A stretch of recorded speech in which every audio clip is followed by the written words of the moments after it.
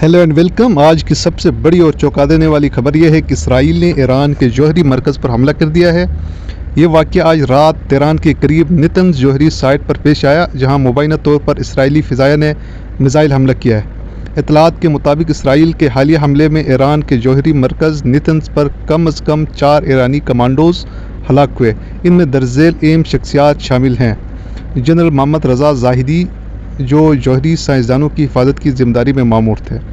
Commander Ali रज़ाई जौहरी site की security के in charge थे। कप्तान हसनैन मुरादी जौहरी मवाद की तरसील की निगरानी कर रहे थे। मेजर वहीद जाफरी जो जौहरी प्रोग्राम के डेटा सिक्योरिटी के इंचार्ज थे। ये तमाम कमांडोज़ ईरान के जौहरी प्रोग्राम के अहम हिस्सा थे और इनकी मौत से ईरान की जौहरी सरगर्मियों को शदीद धचका लगा है। इस हमले में अब तक 10 से 15 लोगों की हलाकत की इत्तलात थे। ईरान ने इस हमले को अपनी सालिमियत पर हमला करार देते हुए इंतकाम की धमकी दी है।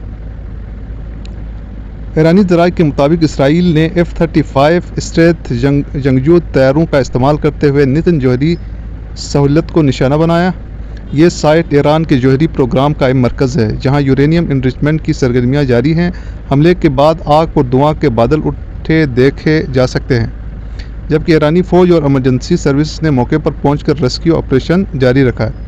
अब तक 10 से 15 अफराद की हलाकत की इत्तलात हैं, जिनमें जौहरी साइंसदान और ईरानी इनकलाबी गार्ड IRGC के कमांडर शामिल हैं। ज़ख्मियों की तादाद 30 से ज़्यादा बताई जा रही है, जिनमें से कई की हालत तशवीशनाक है।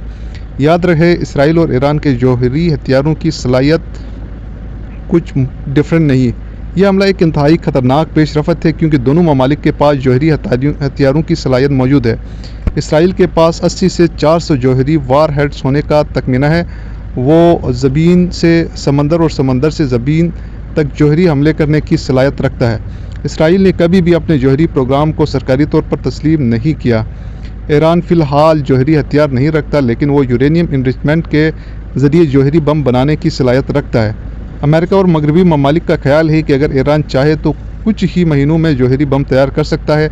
ईरान का कहना है कि इसका जौहरी प्रोग्राम सिर्फ पुरअमन मकासद और बिजली पैदा करने के लिए है।